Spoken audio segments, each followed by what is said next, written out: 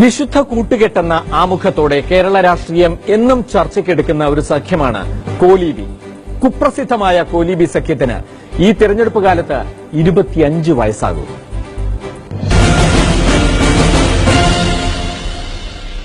കോൺഗ്രസും ലീഗും ബിജെപിയും ഒരു കുടക്കീഴിൽ. ആ രഹസ്യസഖ്യം രൂപീകരിക്കപ്പെട്ടത് 1991-ലാണ്.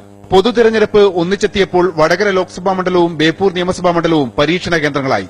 വടകരയിൽ പ്രമുഖ അഭിഭാഷകൻ എം രത്നസിംഗും ബേപ്പൂരിൽ കെ മാധവൻകുട്ടിയും സ്ഥാനാർത്ഥികൾ.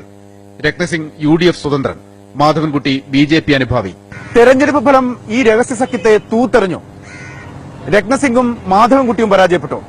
വടകരയിലും ബേപ്പൂരിലും ചെങ്കൊടി പാറി. രഹസ്യമായി വെച്ചിരുന്ന ഈ ഒരു തെരഞ്ഞെടുപ്പ് ധാരണ പിന്നീട് പുറത്താവുകയും ചെയ്തു. കെ കരുണാകരനായിരുന്നു രത്നസിംഗിനെ സ്ഥാനാർത്ഥിയാക്കിയത്. കോലീബി സഖ്യമുണ്ടായിരുന്നെന്ന് അന്നത്തെ സ്ഥാനാർത്ഥി തന്നെ പിന്നീട് സമ്മതിച്ചു. BJP നേതാവ് PP മുകുന്ദനും അക്കാര്യം പിന്നീട് തുറന്നു പറഞ്ഞു. ഒരു തവണ മാത്രമേ കേരളത്തിൽ കോലീബി സഖ്യമുണ്ടായിട്ടുള്ളൂ. പക്ഷെ അത് മതിയായിരുന്നു നാളിതുവരെ കോൺഗ്രസിനും ലീഗിനും BJPക്കും നാണം കെടാൻ. കോഴിക്കോട് നിന്ന് KC ബിപിൻ, മനോരമ ന്യൂസ്.